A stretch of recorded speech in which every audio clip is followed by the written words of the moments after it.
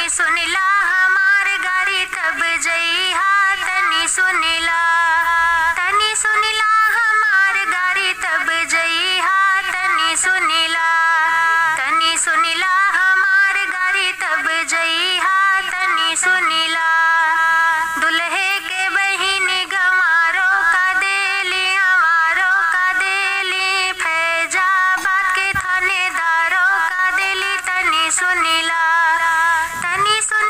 हमार गारी तब जइहा तनी सुनिला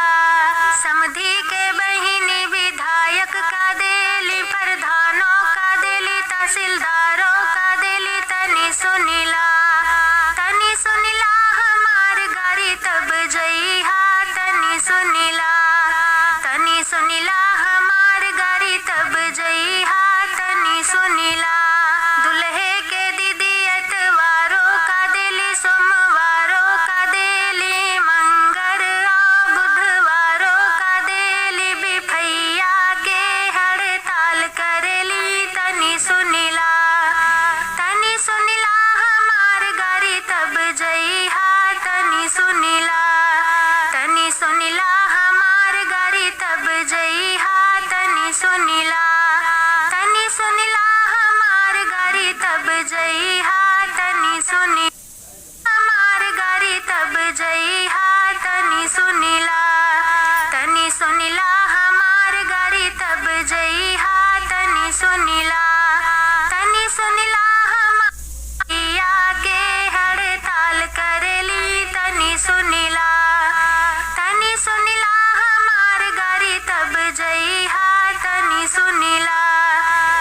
सुनिला हमार गारी तब जइहा तनी सुनिला।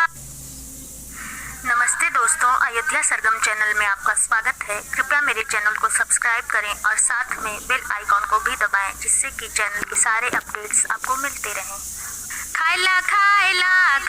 खाइला ए दुल्हे दबाई के हो खाइला ए दुल्हे दबाई के हो खाइला थुर के दाल खाइला थुर के भात खाइला थुर के ऊपर से लइके सलाद खाइला ए दुल्हे दबाई के हो खाइला चाहे बहिनी तोहार मन मानी करे चाहे इज्जत तोहार पानी करे तू तो खाइला ए दुल्हे दबाई के हो खाइला ए दुल्हे दबाई के हो खाइला थुर के दाल खाइला थुर के भात खाइला थुर के ऊपर से लइके सलाद खा